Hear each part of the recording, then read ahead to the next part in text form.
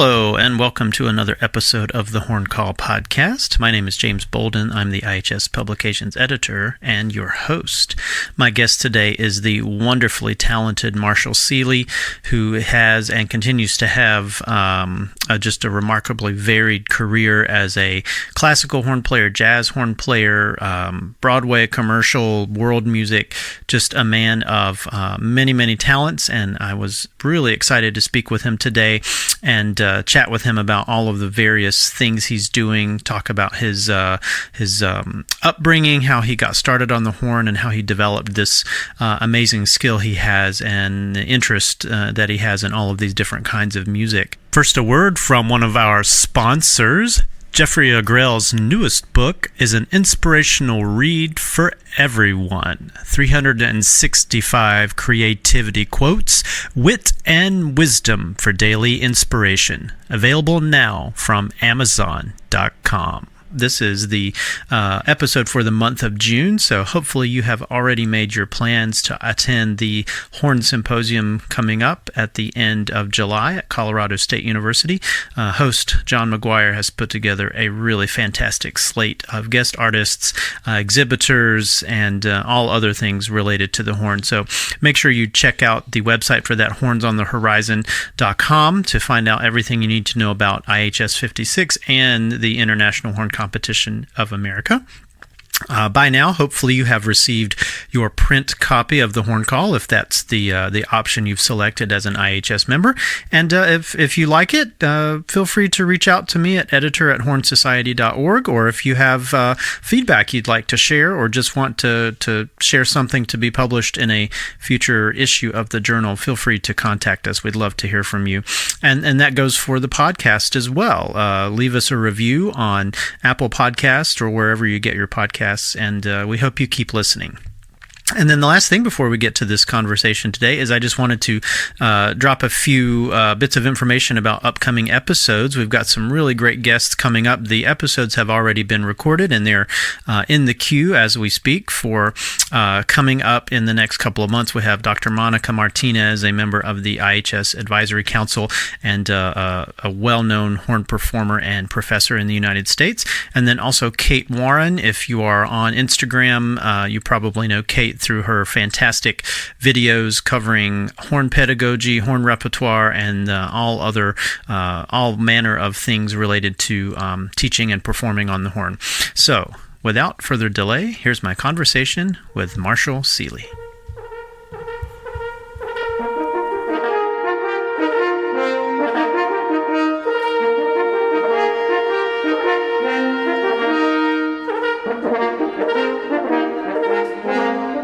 Yeah, so Marshall Seeley, thanks so much for joining me today. This is going to be a great conversation.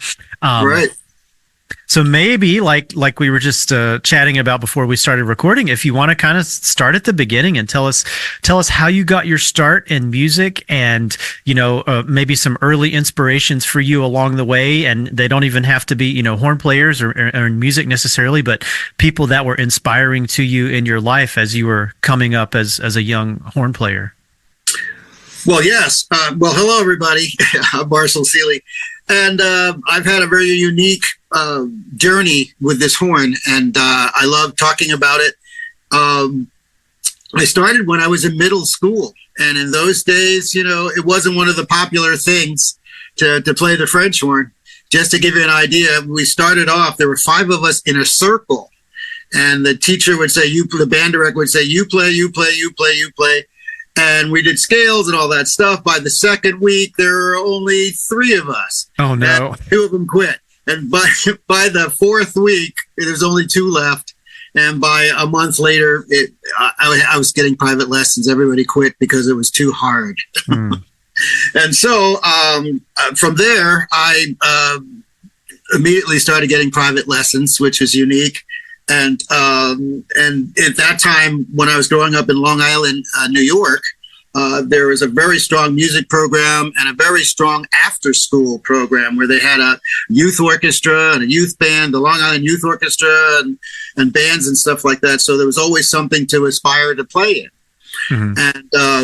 And then luck would have it, in addition to playing and eventually getting a private teacher and making playing in the Long Island Youth Orchestra and playing in the local band, I was able to go to this very unique music camp called Kinhaven.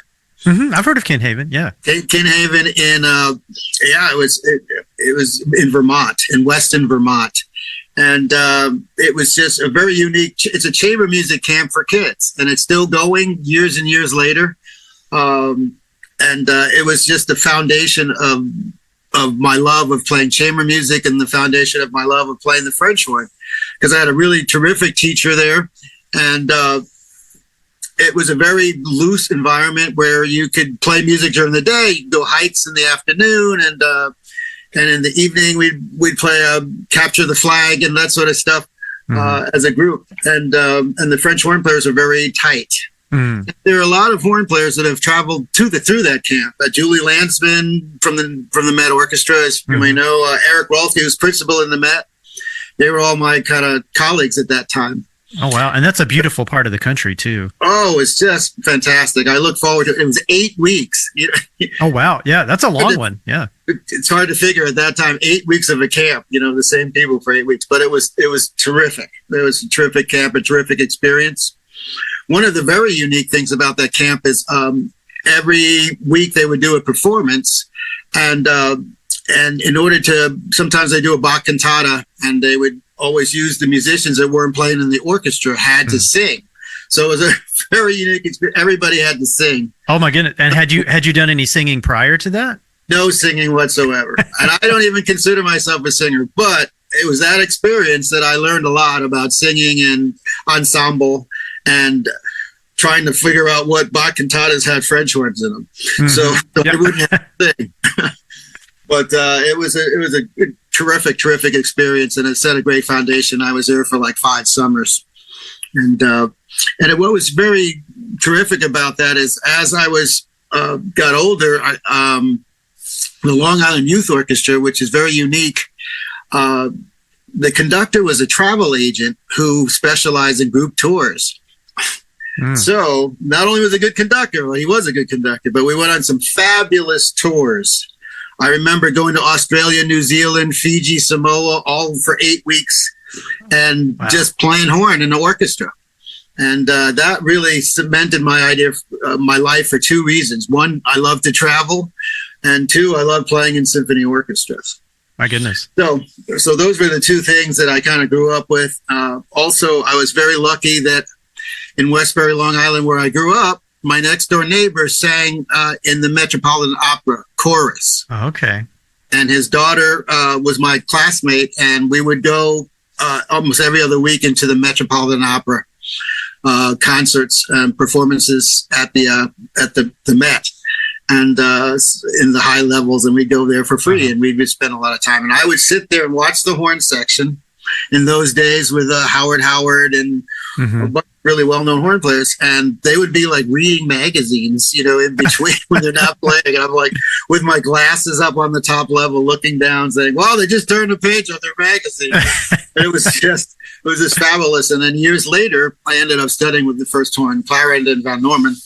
But getting up to that point, high school was a really good time to really focus in on the horn. And but what was unique about that time is I also focused on something else that was really as powerful to me as playing the French horn, and that was playing soccer.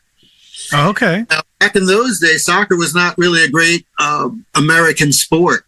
And it was really, you could watch it on TV and you'd watch all the British leagues and stuff like that. But that wasn't very popular in the United States. So here I was starting off in high school doing 2 very unpopular things, playing the French horn and playing soccer. So it was very unique to me to be able to play on an award-winning team. We were like the champions, division champions in soccer, and playing in orchestra and all that stuff as well. It's just doing both of them together. What position did you play, if you don't mind me asking? I was a defensive player. Okay. A defensive player, and we had 2 captains. I was one of the captains on the team. Okay. And it was just terrific. We would play on the town had a team, the school had a team, and then there was an indoor league. So I really was playing all year round soccer. And at some point, I wanted to be a professional soccer player. and also to play music. So I advise young players nowadays, you can do both and go to school as a scholarship on both. And I'm going to about that next. I went to Manhattan School of Music. I got admitted. I was admitted as a preschooler, and I would go in high school on Saturdays, and I studied with some great horn players. And then I got admitted into the college. My first semester in the college, my teacher was on the road with the Met a fair amount of time, and I had a teaching assistant who would teach the horns while the teacher was away. And it was not one of the best circumstances for me, so I decided to look elsewhere. So I went back to my guidance counselor, who went to Ithaca College, and I went to my band director, who went to Ithaca College, and they were both together to put a scholarship together for soccer and music. Oh, wow. Yeah. So I ended up going to Ithaca College, playing on a full scholarship, playing on the soccer team, and being admitted into the horn workshop of John Covert. And at that time, it was a really very intensive horn class, and Gail Williams being the premier horn player of the class at that time. And so I learned a lot, got some got some good friends. And at some point, the two forces collided with each other because I'll give you an example. They'd say, "Where's Marshall?" Well, Marshall's at an away soccer game. Well, today Horace Fitzpatrick is coming today. He's like a great guy and he needs to be here, blah, blah, blah. And I'm like at an away soccer game. And then I go to one of the big horn things and they'd say, "Oh, where's Marshall? He's not at the soccer game." And and then you got to worry about taking a ball to the face or getting an elbow in the face. Well, I would spend a lot of hours in the whirlpool bath with sprays and pools and stuff like that. So, so I decided, the pressure mounting, to take some time off. And what I decided to do is, going back again, when I was in high school, my senior year, they had this thing called a school within a school where you could do independent study. Okay. So I decided to do an independent study of studying brass repair with a guy in Sam Ash. Okay. Yeah. So for my senior year, and I had to do a big report on it and all that stuff, but I got a chance to apprentice this really terrific guy and a great repair person. So while I was at Ithaca College, I decided after a couple of years to take a year off and go to this instrument repair school that this guy from Sam Ash had graduated from. So I decided to take some time off, and I went to the school for 2 years. I figured out how to get money. My parents were not behind the project, but I was able to get money and finish studying woodwind repair, brass repair, string repair, and percussion repair. And so my first job was I got hired by Bob Giardinelli for Giardinelli Band Instrument back in the 70s. And so it was a terrific opportunity to learn the fine art of brass repair and to work at a first-class place. And Giardinelli was a big deal. I remember getting the Giardinelli catalogs and, going through them and, I want that mouthpiece, or I want that horn, or... It was fantastic to be a part of that. I was actually the horn repair guy there, and I had to specialize. So I just specialized in repairing French horns. And it was always, since it was such a huge store, it was always world-class people coming to New York anyway. But I'd walk into work and as of today, the Berlin Philharmonic Horn Section's coming to visit. Oh, wow. Then the next day it was like the Vienna Philharmonic playing their Pumpen horns. And I was like, whoa, I've never even seen those before. But it was just terrific to learn and to be around some of the very best people in the business. And that's jazz people, classical people, jazz people. And at that time, one of the guys that came into the store was this really gentleman horn player that looked like me. And his name was Julius Watkins. And I was like, Julius Watkins? I had no idea who he was at the time, but I found out that he was such a great player, and then I sought him out and started taking private lessons with him. And he's the guy that really interested me in alternative playing, which would be jazz in particular. So I ended up taking jazz horn lessons with him. But really, with Julius, and he was really more about being a real well-rounded horn player rather than just playing jazz. And he had many ideas at that time. Besides being just a fabulous jazz horn player, he wanted to play classical French horn. And one of the things at that time, there were no black professional horn players playing in symphony orchestras at that time.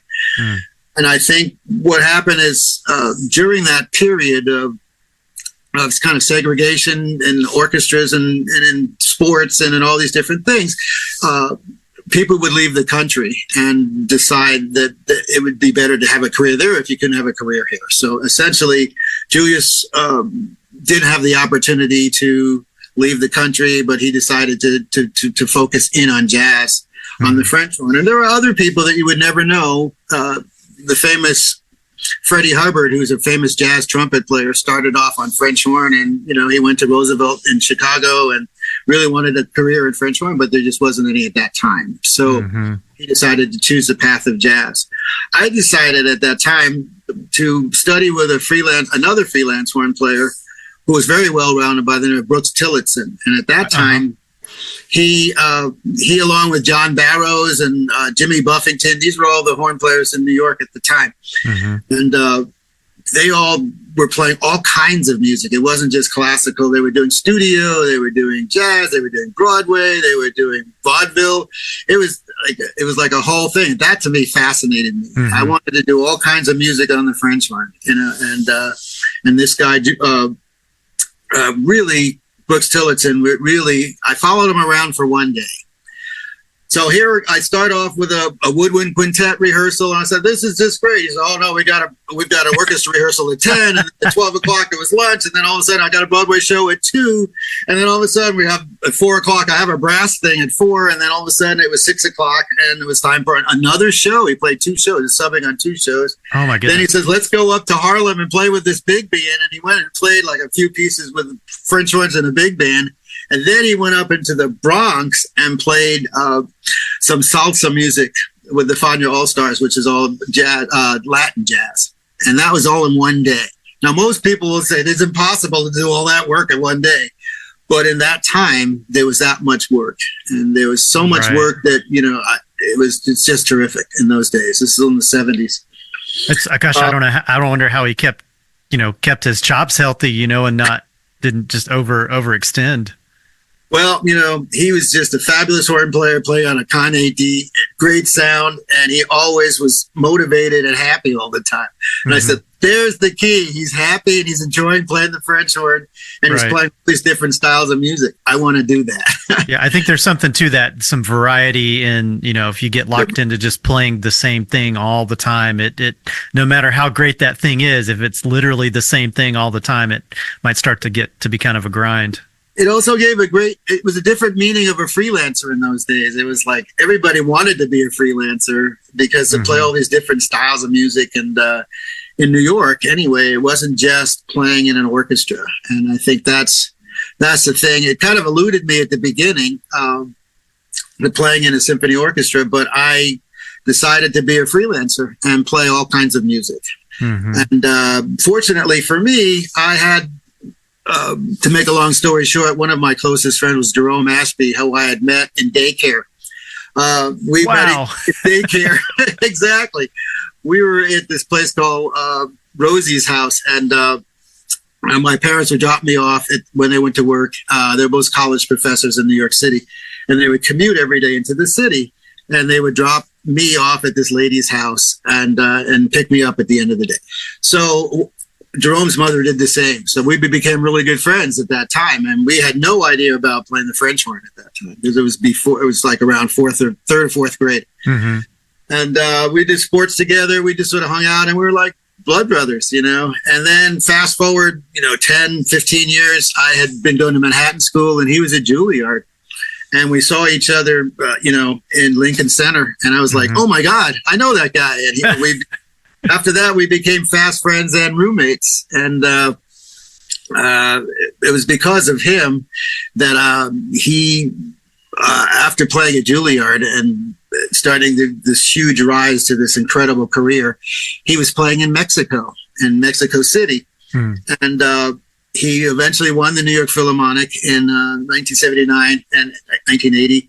And he had to leave the orchestra in Mexico. And he just said, can you come down and cover for me for a month or so to finish the season?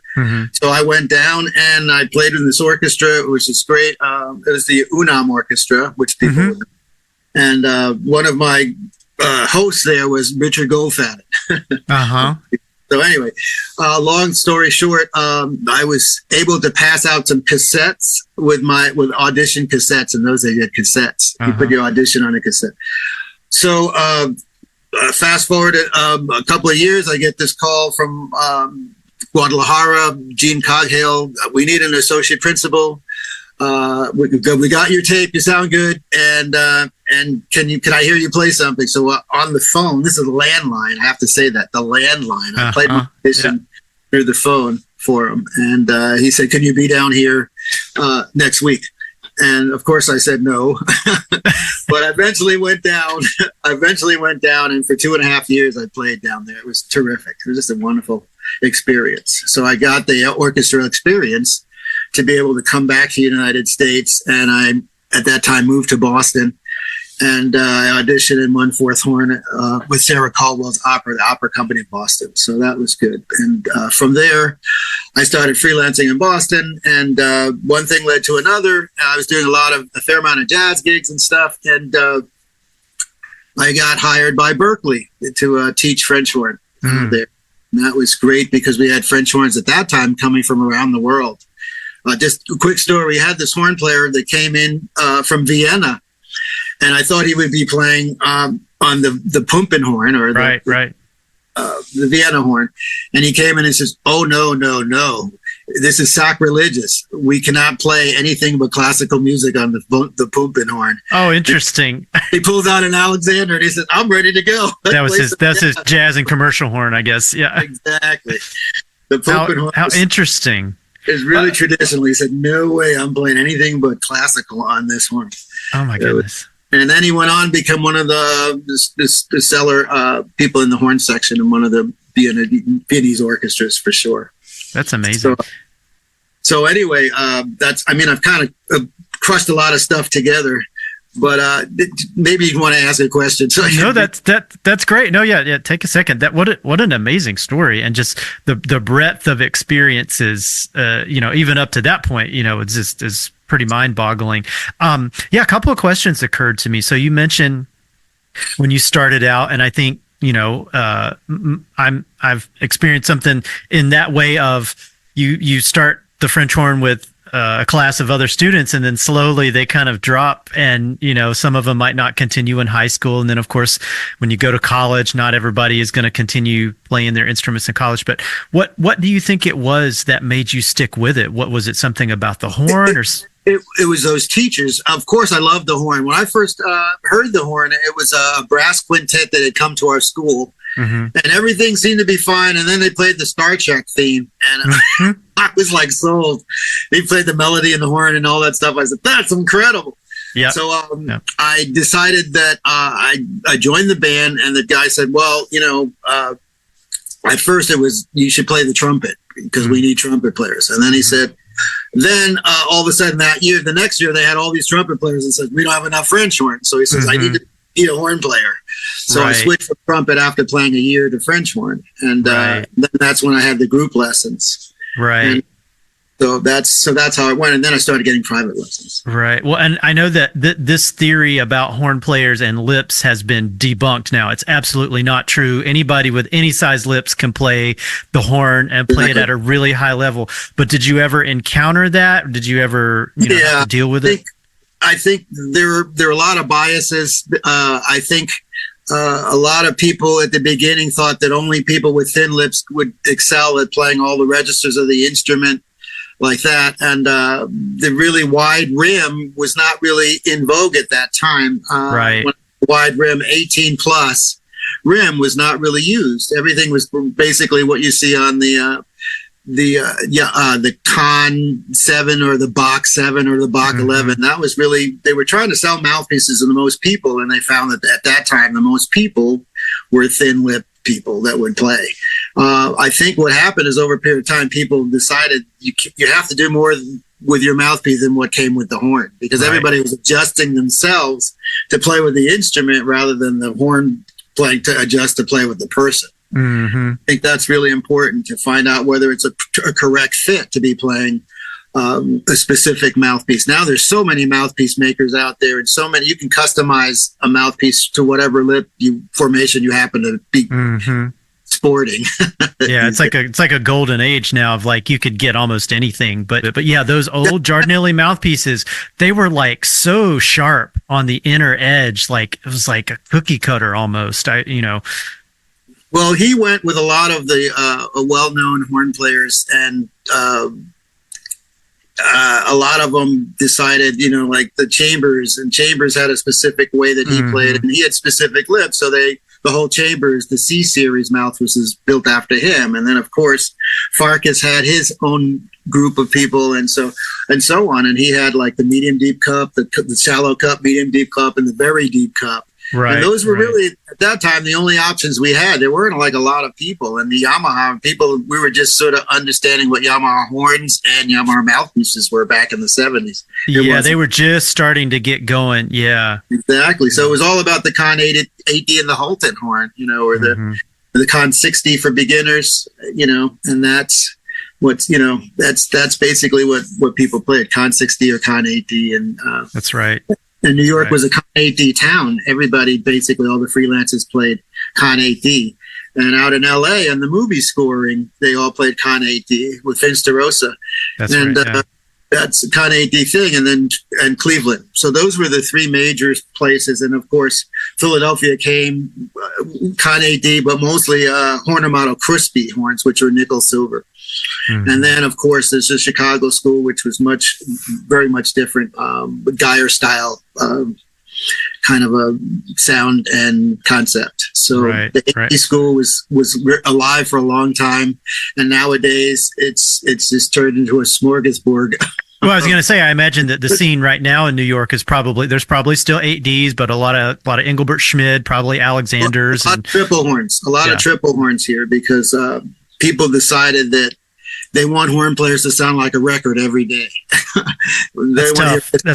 Tough job. It's a tough job. So my heart goes out to all the horn players, and getting a triple horn will help, but it's not the end of the world. I mean, it's not, you don't have to have one just to play the French horn. Yeah. It's a helpful tool. It's a helpful tool. Yeah. Now, were there any musicians in your family prior to you going that direction? I did not grow up with musicians in my family. And when people ask that question, I say the person that really stood behind me was my mom. My mom made sure that I had lessons, and made sure I had an instrument, and they made sure that I practiced at least a half hour every day. Drove me to rehearsals. And so I really give her all the credit for really making me a horn player, because she was right behind me. And nowadays, when I teach horn, I realize that the horn players that seem to excel the most are students that have their parents right there, understand what they're going through, understand what their lessons are, drive them to rehearsals, that sort of stuff. And you really should be thankful for that. Yeah, 1,000%. And, neither of my parents were musicians, but I think they saw like, oh, this brings out something in him that is good, and so that at the very basic level, like that's what your parents want for you. They want you to be happy and whatever it is you do, And also at that time, almost all schools offered instruments to play. And it's through the period of time that playing in bands and instruments has just gone through a lot of changes.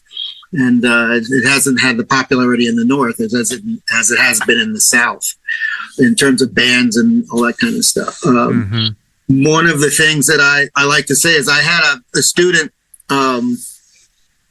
he was great. His father would come to all the lessons and stuff and just say, hey, I'm going to have 3 kids in college at the same time. What am I going to do? Where can he go? I said, well, it's hard to say, but a university would be good, or this or that. And then, of course, at the prestigious schools like Curtis and Juilliard, he says, I said, and Curtis, you don't have to pay for it. He says, well, he's going to go to Curtis. Right, yeah. Well, they only take one student a year or something. Right. Anyway, luck would be have it. He got into Curtis, and oh my goodness, he studied with Myron Bloom and Jerome Ashby, and got into the Seattle Symphony. That's a cool story. Yeah. But neither of his parents were musicians at all. His father was pretty amazing. Right. Yeah. Well, I think there's part of pursuing anything at that level of trying to be as good as you can be. It's sort of similar to athletics in that, you just keep at it. And it's like certain personalities are kind of wired up to like, okay, I'm okay with being in a practice room as long as I need to be. I'm okay with being by myself and not needing to have like constant input or constant stimulation to try to, but that, yeah, the psychology of playing an instrument is pretty amazing. But it all can be it could be equated with sports as well, because the discipline that you need to do that you have to play the horn, really. Yeah, exactly. Yeah. To put a conclusion to that story, when I got the job in Mexico, the orchestra had a soccer team. It was just like oh my goodness. And we played other orchestras, and the conductor would be in the goal. It was like a whole thing. It was like I loved it, man. So what was that like? So this was in the 70s, playing professionally in Mexico? I was actually in the 80s. In the 80s. So what was that situation like? Were the musicians treated pretty well? Was it easy to find like places to live and stuff? When I was there were a lot of Americans there playing in the principal positions and in the orchestras there. And it was always like a graduate situation for people that would graduate school, and they decided, well, if they couldn't get a job and did well in auditions but wasn't winning, they decided to go down to Mexico or different countries, and found that it was a little bit easier to get through and the auditions and stuff and the life. So the biggest issue wasn't playing the horn; it was just getting into the lifestyle, speaking the language, eating the food, getting into the culture, as well as playing, in the orchestras as your job, And for me, it was just terrific. And you figure an orchestra job, we rehearse for 3 hours a day. So that's your full-time job, 3 hours a day. And then I had a brass quintet, a woodwind quintet, a jazz group, all this other stuff that I did on the side because I had the rest of the day to do stuff. Yeah, so I think that was terrific to be able to get that opportunity. And then to this whole soccer thing, it was great to play soccer, because we're only rehearsing 3 hours a day. Yeah, I've had some friends who've gone and done some professional playing in Mexico. I don't know if it is as prominent now that people from outside Mexico are going there to work, but there still are some opportunities from what I hear. It's changing. It changed dramatically. When I was there, it was almost an all-American horn section, and now it's almost at the reverse. It's just like maybe one American in the section. Yeah. And it's just, it's their country, it's their orchestras. And so I always felt like you guys need to, take back your orchestras. You need to play well and not make an excuse for some outsider to come in and take a job that you might want, So you need to buff up and practice harder and, get good instruction. Yeah. And a lot of them did. A lot of them did. Or they came to the United States to study. And and in some cases, not all, but I was going to ask you about, so you plays so many different styles of music, jazz, commercial, Broadway, classical, chamber music, orchestra. And world music too. And world, right. Yeah. How do you keep all of that going, and how do you keep your mind agile and your playing just able to adapt to all of those different styles of music? Well, two things. One of them is that I listen to music all the time, and I don't just listen to one style. I'll listen to jazz for a period, then I go classical, and then I go to world music stuff. And when I do world music stuff, I have to say, it's such a huge thing, world music, and what does that mean? But for me, I was fortunate when I was living in Boston to get associated with this terrific brass band called Les Miserables Brass Band. Huh. And it was one of the things is we would learn music from different countries, brass music from different countries, and try to put it on our instruments. And when I say our instruments, because most of the bands play on European instruments, so they don't really play French horn. They play mellophone. Well, they didn't do mellophone. They do alto horns and horns and stuff like that. So that for me, showing up to gigs with a French horn, it was like very uncommon. One of the things that was terrific, I was able to meld my travel with my horn playing. So we travel a lot with the band, and we went to Europe a lot and played with different festivals where, when I say world music festivals, it wasn't just, in those days, in the 80s, it wasn't just American groups. Maybe sometimes we'd be the only American group out of maybe 40 different groups performing.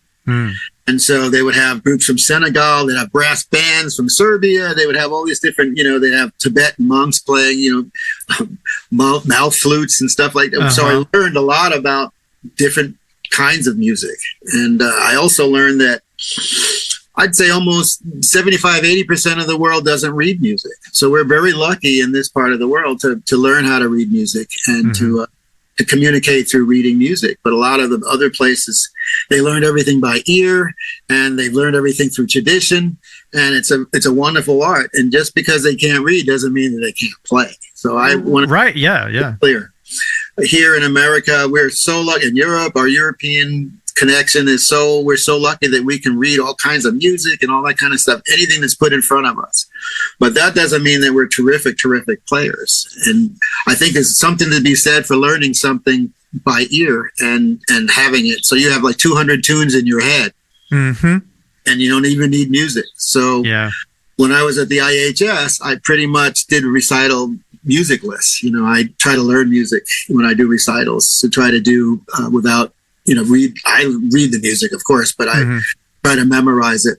And it's just a liberating feeling to play at concerts from memory and stuff. Right. Well, and that's what violin soloists do and piano soloists. So yeah, I've heard it said that if they can do it, horn players can definitely do it. So. Well, you have to get to a point where you feel really comfortable with the instrument. I think that's what it. And for me, it was repetition. Right. The famous horn player Philip Farkas said, if you haven't done it 25 times in a row, it's important to do. Yeah. Now, do you have any tips or advice for you just mentioned you had a big show last night with all this brass stuff, and what if you have like a week where you're doing some woodwind quintet and then maybe some heavy loud stuff? Do you have any tricks or a routine that you feel like gets you set up to play no matter what?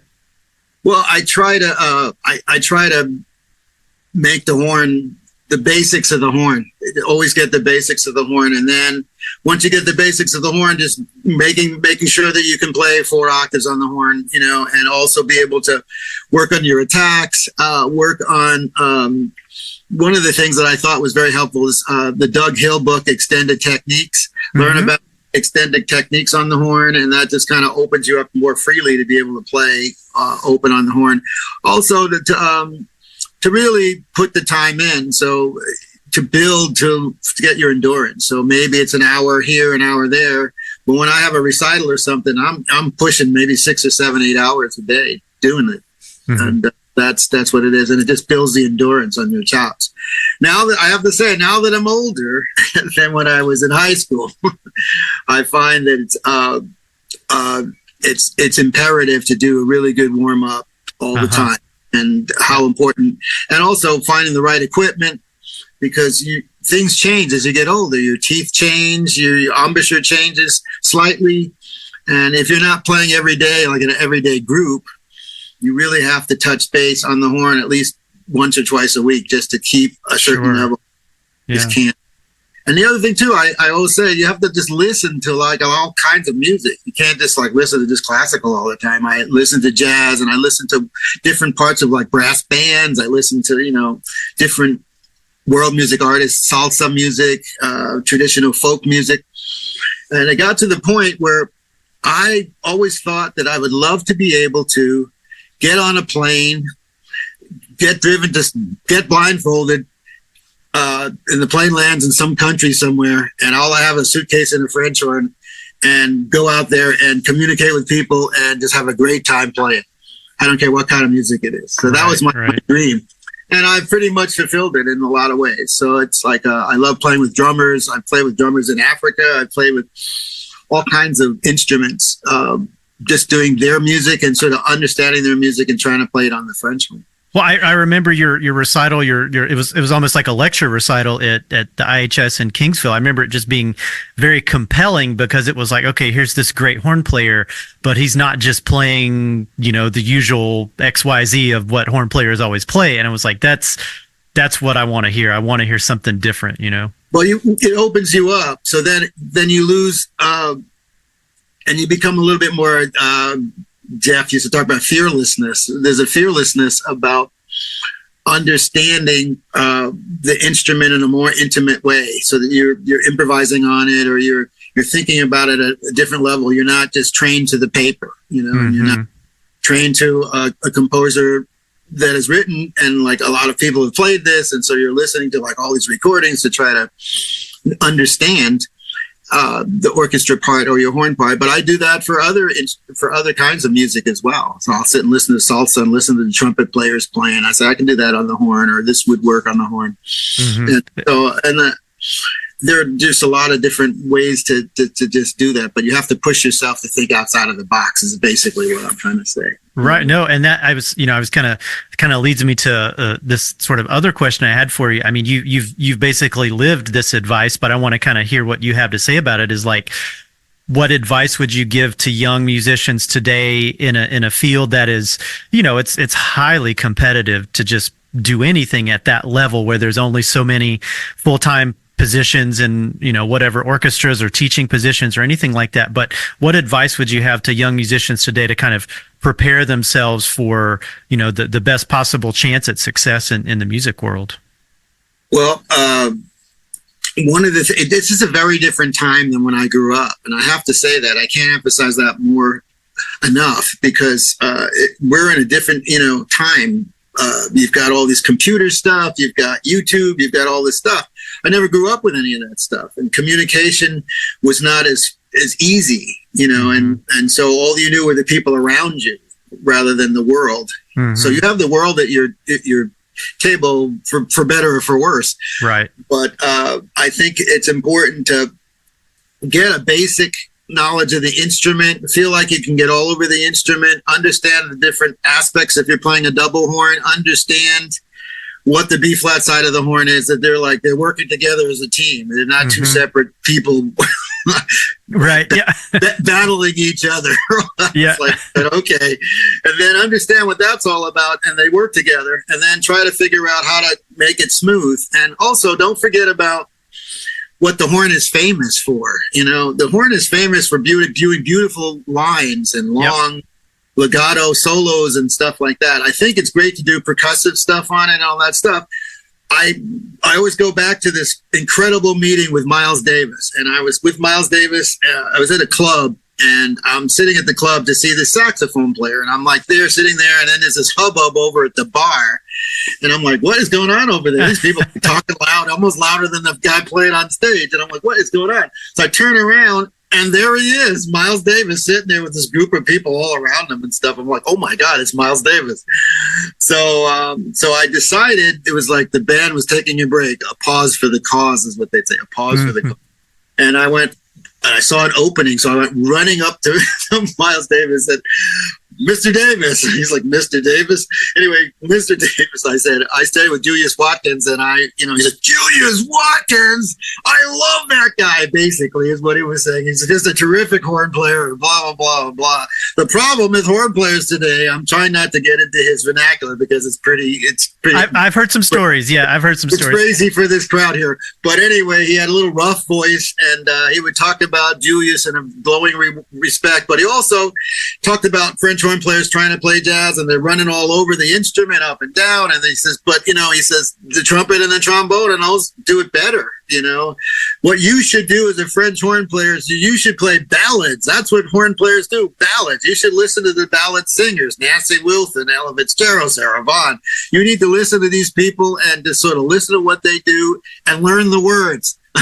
And he says, and then play that on the French horn, and that's what the French horn does. And so when Miles said that to me, I was like, oh my God, that's amazing. And another great horn player said the same thing, Willie Ruff. He said he just plays ballads and stuff like that. And so I'll talk a little bit. It all comes kind of back to the sound. Yeah. Well, and I did not know that there was that connection with Jack Covert too, who also recently passed. But yeah, Right.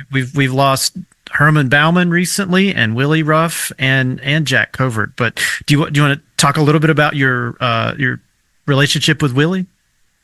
Oh, with Willie. Okay. Yeah. I met Willie because of Jerome Ashby. Jerome said, "Hey, man, I arranged. You need to take a lesson with Jimmy Chambers. You need to get your thing together here."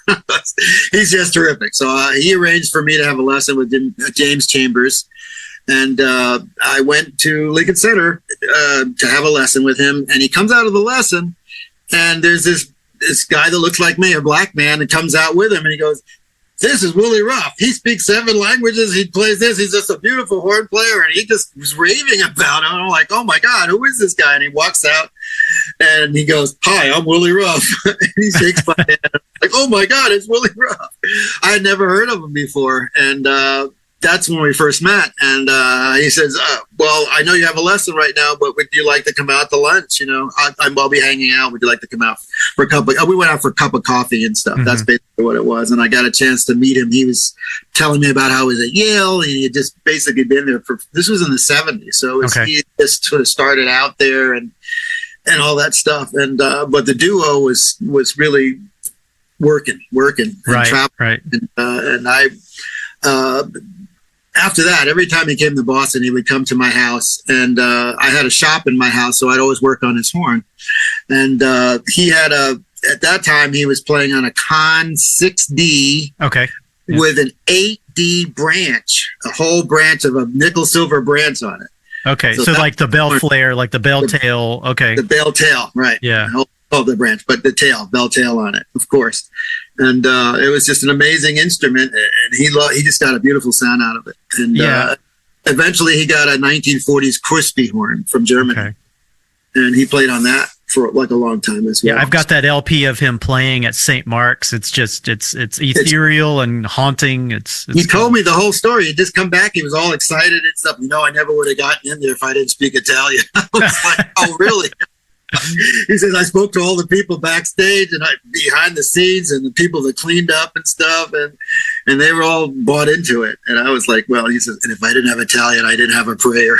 Right. They probably don't just let anybody come in there and set up and start recording. And no, not at all. And he just loved it. And, when he did the spirituals and the chants and stuff like that, it was just terrific to follow some of the things. Recently I was looking for, as you know, he studied with Paul Hindemith at Yale. Mm-hmm. The story that I don't know what the people tell, but he told me, he said, "Well, we had worked on the Hindemith quartet. We were one of the few people that read it through at the beginning." And we read it through. And at that time, Paul was out of town, he said, and he was due to arrive by train. And we decided to take the whole horn quartet and greet him at the station playing the Hindemith horn quartet. Oh, my goodness. Yeah. And so they sat there and they played the Hindemith horn quartet as he's walking off the train, and he like stands there for a listen and waves his hand and keeps on going. Well, I think that would have made Hindemith proud, because he was always about, music should have a use and should have a purpose. So it's like, okay, we're going to use this to greet you when you get back from your trip. So I thought he'd stand there and like shake his arms and go, "Yes, that's my piece. That's my boy," something. But he just kept on moving. He never used to. We were all disappointed, he said, but we got a chance to play for him, the quartet, that's at the pretty amazing.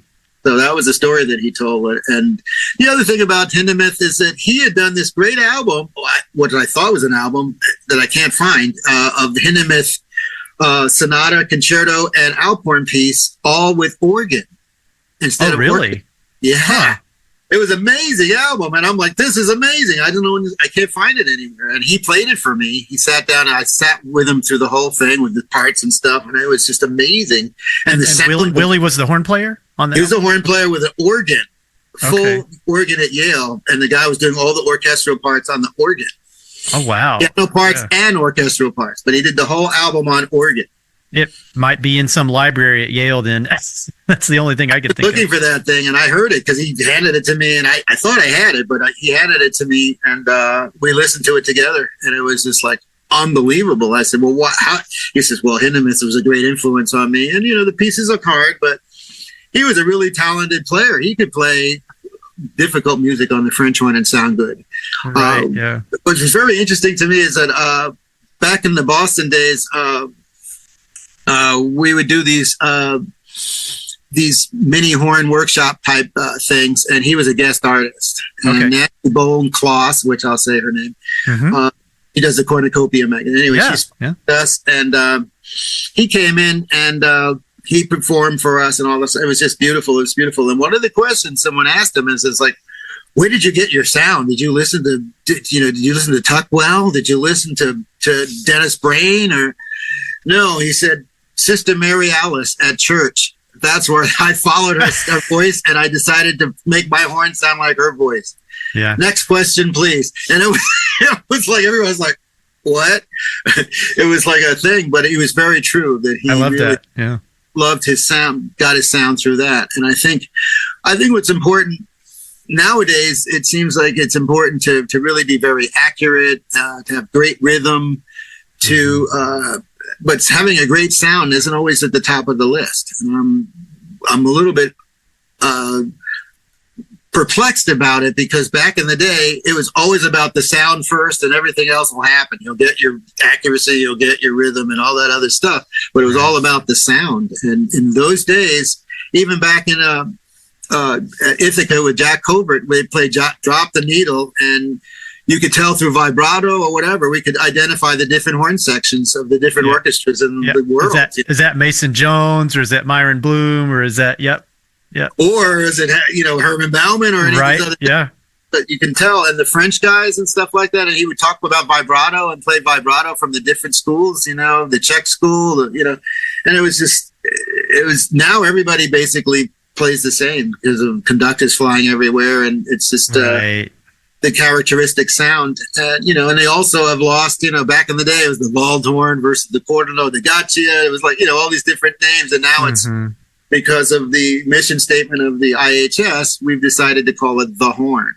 Now, the problem with that for me here in America is that, most jazz people call the horn, it could be a saxophone. Everything's a horn. Yeah. If it's a wind instrument, it's a horn. Yeah. And even a violinist, man, you got your horn over there. That's a violin, But anyway, everybody's got a horn. But so I have to specifically, even today, say the French horn, and everybody knows exactly what it is. Yeah, and it depends on the company too. Like if I'm in a group of like classical musicians, I know to say horn, but then it depends, if you're talking to, someone from the general public or something, if you, or if I have to, I just say, the curly one, like on the Christmas tree. So, exactly. It is interesting. Yeah. But for by and large, I'm one of the few horn players that carries a fixed bell case all the time in New York City. So I get comments everywhere I go, on the subway or if I'm in an elevated, they go, that's a French horn, right? And I'm like, yes, it is. Yeah. And I said, it took 200 years for them to figure out that you could put it on your back. That's right. And some of those old natural horns where they had the box for all the crooks and stuff. I mean, my goodness. They'd need a wagon to get it around. But we've been through some stuff, and it's hard to believe we're, in the 2000s with the French horn. One thing I have to say to the young players is that, because there's so many options out there for cases, mouthpieces, accessories and stuff, just don't spend indiscriminately, because you can be out a lot of money. Just get something that's realistic. I think it's realistic to have a really good practice mute, another mute that's quiet, Another thing, one of the things I said at the convention is to use a pint water container as your mute. First dump the water out, of course. And then you I remember that. I remember you said that at the IHS in Kingsville. Yeah. And it's a lot of people, if you can't afford something, it's only like $1.99. So you can just make sure you get the water out, put your thumb at the end and put it in your horn bell, and you'll be able to get sound, and it's not terribly out of tune or anything. Like that. It's amazing. But also to find some kind of a practice mute. They have this thing called the Pampit mute out there now. I've seen that. Yeah. And it's a terrific mute. It's tiny, right? It's just a little thing. Small, and it fits in the palm of your hand, fits inside of your bell, and it's got a great sound, doesn't distort, it doesn't. But the good news is it's under $20. That's cool. Under $20, and I have bought it for students. We raffled it off and stuff like at my camp, and it's like the perfect thing. And I I've had calls from parents saying, I love this mute. I just can't tell you how much I love this mute. That's thank cool. you so much. And if you're getting it from your parents, it's good. Well, and I've heard Gail Williams is a big proponent of using a practice mute. She's talked about, she practices late at night and stuff at the end of the day, and she just puts that practice mute in. So I used to practice in train stations, in airplane places. With the practice mute on a bus, just basically anywhere. And as long as you have a mute, and people like walk by just staring, but they can't really tell what it is. Yeah, I've warmed up a time or two in an airport waiting for a flight that got canceled or something. There you go. Yeah. There you go. That's it. It's a good. Yeah. It's a good tool. Yeah, it's a good tool for the job. Also, to have a good practice mute, have a good regular mute. There's so many mutes out there now, and one of the things is some mutes are really meant for wide-throated instruments, and some aren't. True. So be careful of that, because it can give you some issues. And also get a good stop mute if you can. And they have this thing called the transposing stop mute. I really don't take a lot of stock in it, only because you can't really get a loud sound on it.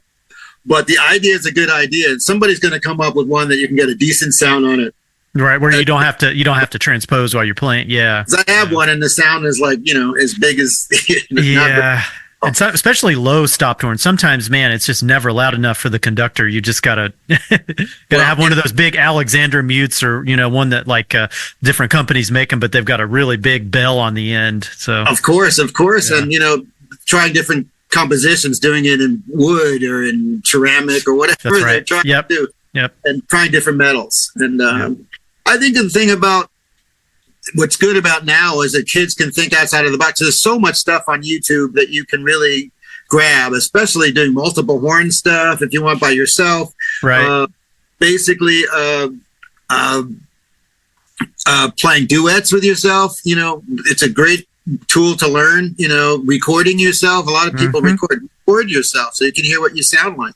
Yep. Also, when you get into a hall, try playing different kinds of places, like at your church, or play at another place, and just try to see what it's like for your horn sounds like in different places. I think the Yamaha practice mute thing is good too. Oh, the silent brass, yeah. The silent brass. I had a student at Berkeley that used it every day for 2 weeks, and he said, I didn't even know what I sound like anymore. On my regular, he says, I put it on my head. I said, I lost my sound, Mr. Steele. I lost my sound. I was like, I don't know what he's talking about. He'll get it back. Yeah. Eventually, right. Yeah. So anyway, so that's, if something from what I said helps young players. Absolutely, and this has been an amazing conversation. I had one kind of final word to kind of ask you, if you don't mind, just for like another minute or two here. But sure. you mentioned the importance of you went and got trained in instrument repair, and you worked as the horn repair person for none other than Giardinelli. So speaking of giving advice to horn players, as a repair person yourself, what advice would you give to horn players to keep their horn in good working order? Because doesn't matter what kind of player you are, if you don't keep your horn in good shape, it's going to be bad for you. It's just like a car. People today don't really change their oil. They don't really do the transmission. Well, all those things, it's a machine. It's a machine. And you have to think about it in that way. And it takes oil. And the older the machine is, the more oil it's going to take, or thicker oil. Yep. So that's the first thing. And I think there are basically 3 different kinds of oils you want to put into a horn. You want to put a lighter oil, a rotor oil that goes in through the valves, into the rotary valves, and as a lighter oil. And then you have a bearing oil for the bearings. When you have metal scraping against metal, light oil just doesn't work for a period of time. You'll still get clanking and all that kind of stuff. So use a heavier oil, and the bearing oil stuff that people have. Sometimes you can use Singer machine oil, which we used back in the day, or oil, putting it on the bearings, which would be under the cap. There's a bearing there, and then underneath, as you turn it over, there's we call the bumpers, and right above the bumpers is like a gap between the bumper, and you just put a drop of oil, heavier oil there, bearing oil there, and that'll keep the instrument basically good. And then there's a lighter oil sometimes that I'll put in on top of all that, which is a piston oil, like Fast or something. Yeah. And we'll put that through. I'll put it into the slide itself, then take the slide and put it back into the horn and turn the horn up. In other words, put it in this way. Does that make sense? Mm-hmm. Yep. So the slide is out, and you put it back, in the thing, and then you turn it over, and then you rock it back and forth so it goes through the ports going to all of the different valves. And it keeps the gunk that might be down in the slide tube from getting pushed down in there by the oil. Yeah. Also, lubricate all of your slides. All of your slides should work. I'll say that again. All of your slides should be able to come in and out smoothly on the French. Exactly. And they all should be at least a half an inch. Yeah. When they make a French horn, they make it so when all of the slides in, it's going to be super, super sharp. So automatically, you're going to have to pull out at least everything starting off at least a quarter to a half an inch. So that's something. And if you add it all up, it adds up to a lot of tubing. Mm-hmm. Yep. So anyway, so that's another thing. Also putting slide grease on there. I was in a school where back they use SDP on horns, but nowadays they have all these sophisticated slide greases and stuff like that. Yeah. I like Yamaha slide stuff because you don't get any on your hands. You just kind of squeeze it out of a little container onto the thing. I like that a lot. In terms of if you have an unlacquered horn, it's important to, like, every maybe month or so give it a little bath. I use Joy. I use all different kinds of Dawn. Dawn is a good one to put because it's like a degreaser. Anything that cuts the grease. Yep. Yeah. So and Tide is really good for that. Tide. I use Tide. So that really helps a lot. Also, make sure I can't even emphasize this enough. Make sure you clean your lead pipe at least once a week. Yep. I know people don't do it once a week, but please, and you'll notice a big difference. It gets scary in there if the longer you let it go, it's very scary. So I think that's important to do. So that's basically the stuff. If you have a unlacquered instrument and you want to polish it up, there's a bunch of polishes that you can get. I like to use this stuff called Blue Magic, and it's what car people use on their bumpers and stuff like that. Oh, I hadn't heard of that. Okay. Blue Magic. Okay. Great. It's a terrific thing because you can put it on and rub it off, and then you could put soap and water on top of it, and it keeps the shine. Most of it you finish, and you put the soap and water off to get the black sludge off. It just stays on, and then you get a dull horn again. You're going like, I just shined it up, and now it's dull. Right. Yeah. I guess the grimy stuff off the residue, I guess, is from the different horn things, flits, and all these other stuff. So I would suggest Blue Magic is what it's called. You can only get it in pretty much. You can get it in Walmart and maybe automotive stores. Okay, I will check that out. Well, Marshall, this has been a great conversation, and thank you so much for taking time out of your day to chat with me. Well, thanks for inviting me. Really, I could go on all day.